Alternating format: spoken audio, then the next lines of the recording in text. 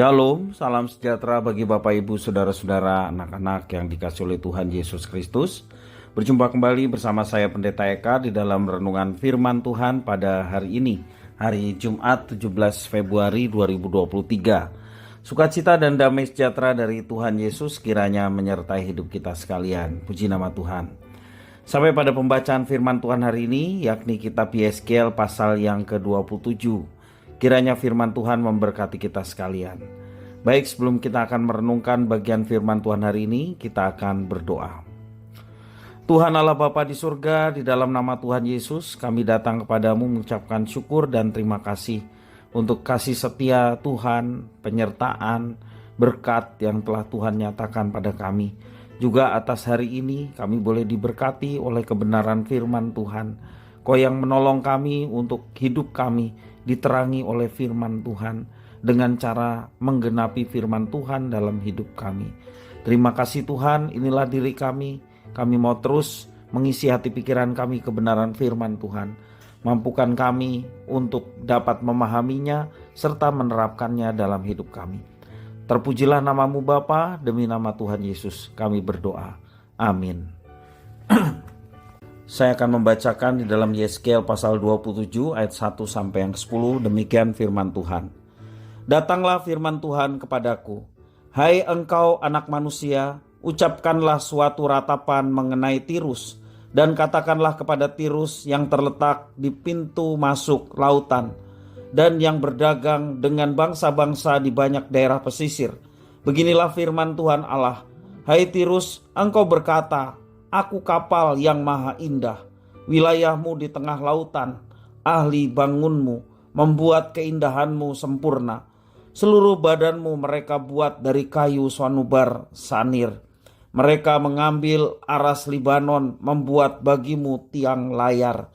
Pohon terbatin dari Basan dipakai untuk dayungmu.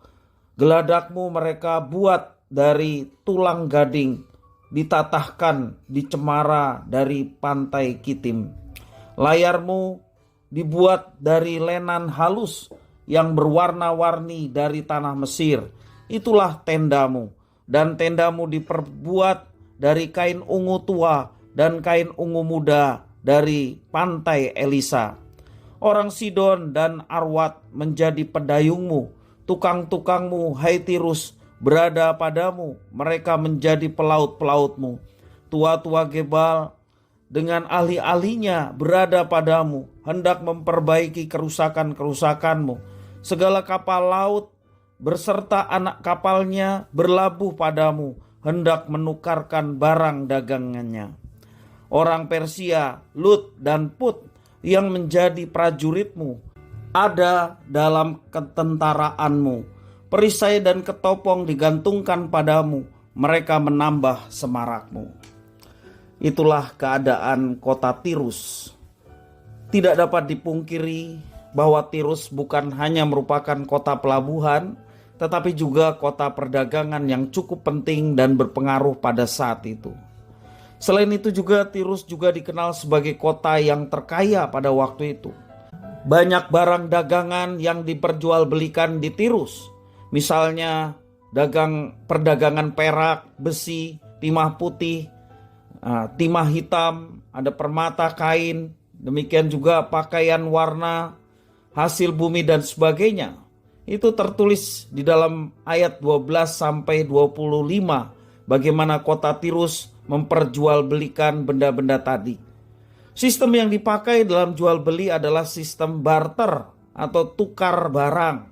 Ya, di kota Tirus ini banyak orang dari berbagai negeri singgah dan melakukan transaksi atau barter. Tidak heran jika Tirus dikatakan sebagai kota terindah yang terapung di tengah lautan. Tirus juga memiliki tentara dari berbagai kerajaan. Mereka menyewa tentara itu untuk menjaga keamanan wilayah mereka. Meski begitu, apa yang terjadi pada Tirus yang indah, makmur, kuat dan perkasa? Yang terjadi adalah di hadapan Tuhan semua yang dibanggakan oleh mereka yang memiliki Tirus hanyalah kesia-siaan. Dengan badai timur disertai gelombang air pasang yang hebat, Tirus dalam sekejap mata hancur dan terhempas ke dasar lautan. Itu yang dikatakan ayat 26 sampai 27. Ke lautan luas pedayungmu membawa engkau, tetapi badai timur melandamu di tengah lautan. Hartamu, barangmu, daganganmu, anak kapalmu dan pelaut-pelautmu, tukang-tukangmu dan pedagang-pedagangmu, dengan semua prajurit-prajuritmu yang ada padamu, ya, bersama seluruh penumpang-penumpangmu, terbenam dalam lautan pada hari tenggelammu. Tidak ada yang tahan menghadapi murka Tuhan, termasuk kehebatan Tirus yang pada waktu itu sangat disegani. Semua orang gemetar melihat dahsyatnya kekuasaan Tuhan Allah Israel. Hanya rasa takut, ratapan, teriakan pahit, dan jiwa yang merana mengisi kemusnahan Tirus. Ayat 28 sampai 31 mengatakan demikian. Mendengar teriakan pelautmu, gemetarlah tanah daratan. Mereka turun dari kapalnya yang mengayun-dayun semua. Anak kapal, pelaut semuanya ke daratan lari mereka. Ratapan kuat, teriakan pahit diperdengarkan terhadapmu.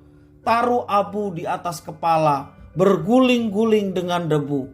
Mereka menggundul diri demi engkau dan melilitkan kain kabung. Mereka menangis, jiwa merana, karena engkau suatu ratapan yang pahit. Dalam sekejap, Tirus yang merupakan sumber kekayaan dan perputaran ekonomi dunia pada waktu itu berubah menjadi teror yang menakutkan bagi banyak bangsa. Tirus yang mereka banggakan telah lenyap dan hilang di telan bumi. Yang tersisa hanyalah kenangan yang sia-sia. Bapak, Ibu, saudara-saudara yang dikasihi oleh Tuhan, hampir setiap manusia mengejar harta dan kekuasaan. Setiap manusia mengejar kesuksesan dunia. Demi menggapai hal itu, banyak orang melakukan berbagai macam cara, sekalipun cara yang digunakan melawan dari rencana dan kehendak Tuhan. Tidak peduli terhadap hati nurani. Hati nurani menjadi beku. Seorang dapat merangkak ke tangga kesuksesan di atas penderitaan orang lain. Namun semuanya itu tidak berhenti hanya di sana. Ada Tuhan yang maha adil yang melihat. Tuhan yang maha adil dan maha kuasa menimbang kesalahan manusia dan menghakiminya sesuai dengan perbuatannya. Semua kenikmatan dunia hanya membawa manusia menuju kepada kesia-siaan. Seperti kitab Pengkhotbah mengatakan, seperti menjaring angin. Segala sesuatu yang diusahakan manusia tanpa keterlibatan Tuhan, walaupun manusia mendapatkan kesuksesan, walaupun manusia ambisinya boleh tercapai, bahkan dengan cara-cara yang semaunya manusia, tanpa menghiraukan Tuhan dan kehendaknya, semuanya itu berujung kepada kesia-siaan. Kesia-siaan itulah akhir dari semua usaha manusia untuk menggapai cita-cita di luar rencana dan kehendak Tuhan. Karena itu Bapak, Ibu, saudara-saudara yang dikasihi oleh Tuhan, apapun yang kita kerjakan, apapun yang kita lakukan, apapun juga yang kita rencanakan, jangan lupa kita melibatkan Tuhan.